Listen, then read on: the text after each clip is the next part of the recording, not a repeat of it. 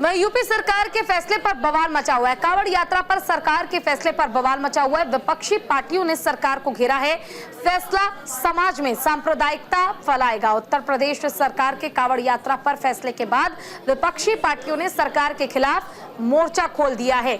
AIMIM के अध्यक्ष असदुद्दीन ओवैसी के साथ पूर्व मुख्यमंत्री अखिलेश यादव ने भी फैसले पर सवाल उठाए हैं। उन्होंने कहा है कि ये फैसला समाज में सांप्रदायिकता फैलाएगा और इस मुद्दे पर हमारे संवाददाता आनंद कुमार सिंह ने सपा विधायक का सचिन यादव से खास बातचीत की। सुनिए।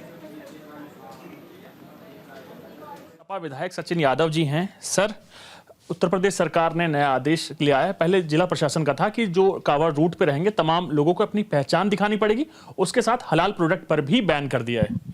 देखिए, आप जान रहे हैं कि 2024 के चुनाव से लगातार बीजेपी इसी तरह के मुद्दे उठाती रही है, जहां पे लोगों को, समाज को बांटने का काम, धर्म को बांटने का काम, इस देश को बांटने का काम। और चुनाव के जो परिणाम आए, उस सेटबैक के बाद भी बीजेपी उसमें सुधार नहीं ला रही है। जो यूपी के जो निर्णय ले रही है और यूपी सरकार जो निर्णय ले रही है, वो सारे सांप्रदायिकता फैलाने के और लोगों को बांटने का काम करने के और एक कम्युनिटी को स्पेशली टारगेट करने का काम कर रही है। और मुझे लगता है यूपी की सरकार इस पूरे देश में आग फैलाने का काम कर रही है। सर, यूपी सरकार के फैसले के बाद उत्तराखंड सरकार ने भी फैसला लिए हैं। कई ऐसी जगह जैसे नीलकंठ हो गया, हरिद्वार हो गया, वहां पर ये फैसला लागू होगा।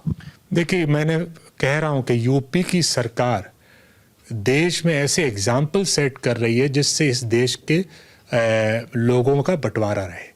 और यूपी की सरकार टोटल एक कम्युनिटी को टारगेट करने का काम कर रही है। यूपी में रह रहे जो एक सम्मानित तरीके से लोग यूपी की एक प्रोग्रेस में कंट्रीब्यूट कर रहे हैं, उनको टारगेट करने का काम कर रही है।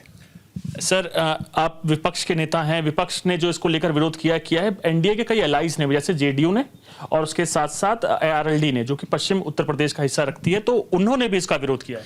देखिए, जो भी देश प्रेमी होगा, जो इस देश से, इंडिया से प्यार करता होगा, जो इस देश की हिस्ट्री से प्यार करता होगा, वो इस चीज़ का विरोध करेगा। कोई भी सच्चा देश प्रेमी नहीं चाहता कि इस देश में इस तरह की बातें हों।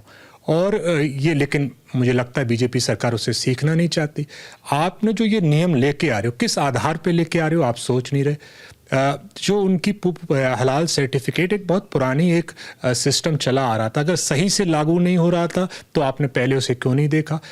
अगर आप अभी ये नियम ला रहे हो, उसके वजह से उन कंपनीज को जो लॉस होगा उसका जिम्मेदार कौन होगा?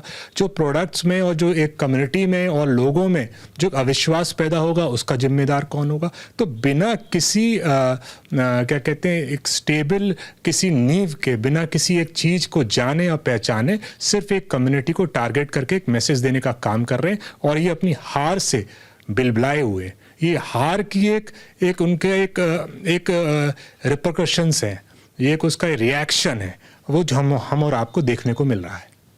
हमसे बात करने के लिए शुक्रिया सर। कैमरामैन आकाश कुमार के साथ आनंद कुमार सिंह, न्यूज़ इंडिया, दिल्ली।